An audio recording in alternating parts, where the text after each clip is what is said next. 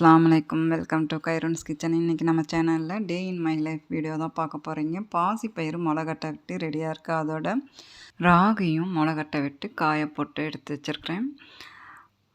காலையில் நேரம் நான் எடுத்துகிட்ருக்கிறது வீடியோ. இப்போ காலையில் எம்டி ஸ்டொமக்கில் ஃப்ரூட் ஜூஸ் அல்லது ஹெர்பல் டீ எடுத்துக்குவேன் இல்லைங்களா. கொஞ்ச நாளாக அப்படி தான் எடுத்துகிட்ருக்கிறேன். ஆனால் நான் இன்றைக்கி எடுத்துக்க போகிறதில்ல. மாதுளை, ஆரஞ்சு பழம், கொய்யாப்பழம் எல்லாமே இருக்குது. இன்றைக்கி நான் இதை எதுவும் எடுத்துக்க போகிறதில்ல. கிளைமேட் ரொம்ப சில்லுன்னு இருக்கிறதுனால வெஜிடபிள் சூப் வைக்கலாம் அப்படின்னு சொல்லிட்டு, அதுக்கு முன்னாடி காயப்போட்ட ராகியை முளைகட்டி காயப்போட்ட ராகியை ஒரு பவுலில் எடுத்து வச்சுக்க போகிறேன். இது மிஷினில் கொடுத்து அரைக்கணும். இந்த ராகியோட கருப்பு உளுந்தும் சேர்த்து மிஷினில் கொடுத்து அரைக்கணும். தினசரி நம்ம ஒரு வேலையை நினச்சிருப்போம். அது தள்ளி தள்ளி போகும் இல்லையா? அந்த மாதிரி ஆயிடக்கூடாது அப்படிங்கிறதுக்காக இது கண் முன்னாடி இருந்தால் ஞாபகமாக நம்ம மிஷினில் கொடுத்து அரைச்சி வாங்கிக்கலாம் அப்படின்னு சொல்லிட்டு ராகியும் உளுந்தும் எடுத்து வச்சுருக்கிறேன். அடுத்து வெஜிடபிள் சூப் போடுறதுக்கு பீட்ரூட், கேரட், தக்காளி, சின்ன வெங்காயம், பூண்டு இதெல்லாமே எடுத்து வச்சுருக்கிறேன். இதை சுத்தமாக கழுவி எடுத்து கட் பண்ணி எடுத்துக்க போகிறேன். எடுத்துகிட்டு ஒரு குக்கரில் 1 லிட்டர் தண்ணி விட்டு சின்ன வெங்காயம், பூண்டு, கேரட், பீட்ரூட், தக்காளி இதெல்லாம் சேர்த்துட்டு அதோட சிறுக்கீரையை சுத்தம் பண்ணி எடுத்து வச்சுருக்கிறேன். அது ஒரு கைப்பிடி அளவு குக்கரில் சேர்த்துட்டு இதை அப்படியே இந்த குக்கரை ஸ்டவ் ஆன் பண்ணி வச்சிட போகிறேன். ஸ்டவ் ஆன் பண்ணி வச்சதுக்கப்புறம் கொஞ்சமாக உப்பு, சீரகம் கொஞ்சம் போட்டு குக்கர் லீடு போட்டு விசில் போட்டு நல்லா வேக விடணும். 4-5 விசில் வர விட்டு ஸ்டவ் ஆஃப் பண்ணிடுவேன். இந்த வெஜிடபிள் நல்லா வேகட்டும். வேகிறதுக்கு இடையில நான் ஒரு சேலட் செய்யலாம் அப்படின்னு சொல்லிட்டு ஸ்வீட் கார்ன் இருக்குது, முளைகட்டின பாசிப்பயிரும் இருக்குது. அதை ஸ்டீம் பண்ணி எடுத்துக்க போகிறேன். என் மகன் அடிக்கடி சொல்கிறது, ஹெல்த்தின்னு சொல்லிட்டு எந்த ஒரு ரெசிபியும் நீ வீடியோவில் போட்டால் யாரும் பார்க்க மாட்டாங்க. அதிகமாக ஜங்க் ஃபுட்டு தாம்மா எல்லோரும் விருப்பப்படுறாங்க அப்படின்னு சொல்லுவாள். அதெல்லாம் நான் காதில் வாங்கிக்கிறதே இல்லை. சேலடுக்கு குடமிளகா, கிளிமுங் மாங்காயில் ஒரு ஆஃபு கொத்துப்புளிச்சாறு போட்டுட்டேன். இன்னொரு ஆஃபு அதுலேயும் பாதி தான் நான் சேலடுக்கு சேர்த்துக்க போகிறேன். இன்றைக்கி எனக்கு ஏகப்பட்ட வேலை இருக்குது. என்ன சொல்ல, நானாக ஏற்படுத்திக்கிட்டது தான் இந்த வேலையை. ஏன்னு கேட்டிங்கன்னா, என்னுடைய அம்மா மௌத்தா 23 நாள் ஆகுது. அம்மாவோட ஞாபகம் எனக்கு வந்துகிட்டே இருக்கும் போதெல்லாம் அப்படியே மனசு ஒடிஞ்சு போய் ஒரு இடத்துல சைலண்ட்டாக உட்காந்துருவேன். அப்போது நம்ம டெய்லியும் செய்கிற அந்த ரொட்டீனாக நம்ம செய்கிற வேலை நின்று போயிடும். வேலையும் நிற்கக்கூடாது, நம்மளும் சோர்வு அடையக்கூடாதுன்னா நம்மளை நாமளே பிஸி ஆக்கிக்கணும். அப்போ தான் நம்ம அந்த நேரத்தையும் நம்மளால் கடத்த முடியும். கார்னும் பாசிப்பயிரும் ஸ்டீம் பண்ணி எடுத்ததுக்கப்புறம் அதில் கொஞ்சமாக உப்பு, சாட் மசாலா சேர்த்துருக்குறேன். கட் பண்ண குடமிளகா, மாங்காய், மல்லித்தலையெல்லாம் போட்டு நல்லா மிக்ஸ் பண்ணி எடுத்துக்க போகிறேன். எந்த ஒரு கவலையாக இருந்தாலும் கவலையிலேருந்து வெளியே வர்றதுக்கு ஈஸியான ஒரு சொல்யூஷன் கேட்டிங்கன்னா, நம்மளுக்கு பிடிச்ச வேலையை நம்ம செய்யணும். அது ஒன்று. நம்மளை நாமளே பிஸி ஆக்கிக்கணும். அது என்னை பொறுத்தளவில் கிச்சனில் தான் எனக்கு என்னோடய உலகமே கிச்சன் தான் அப்படிங்கிற மாதிரி நான் ஏற்படுத்திக்கிட்டேன்.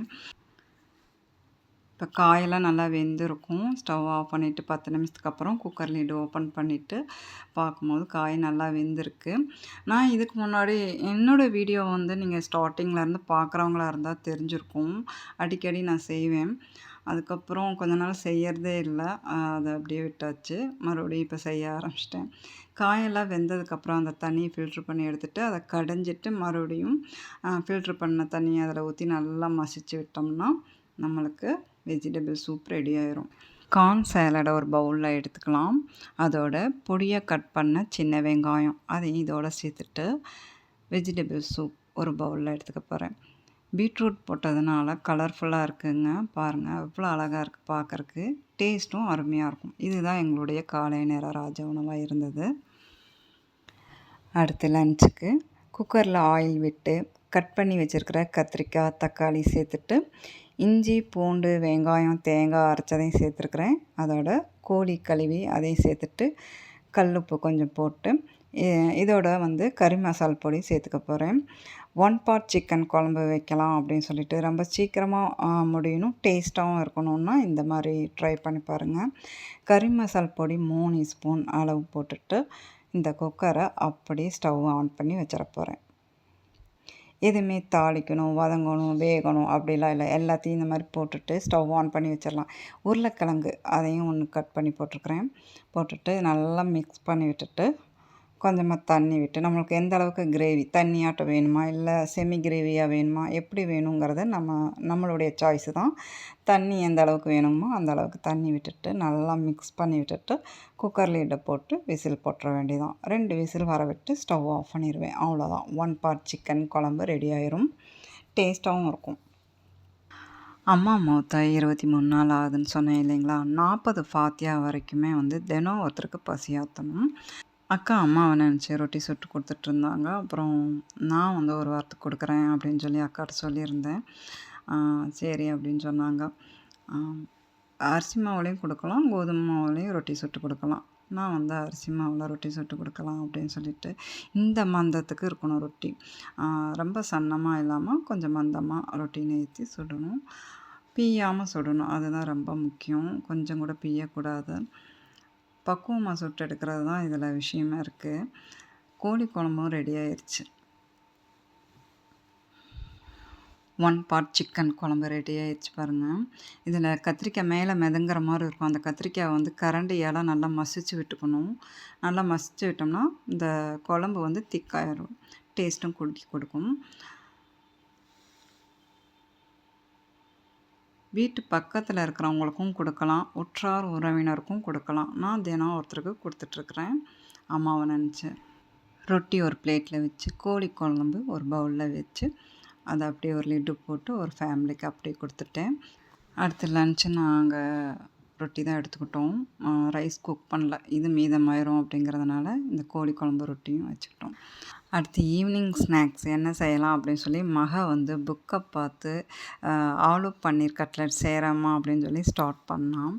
அதை நான் நைட் டின்னராக வச்சுக்கிட்டேன். ஏன்னா அந்தளவுக்கு டைம் ஆயிடுச்சு செஞ்சு முடிக்கிறக்குள்ள.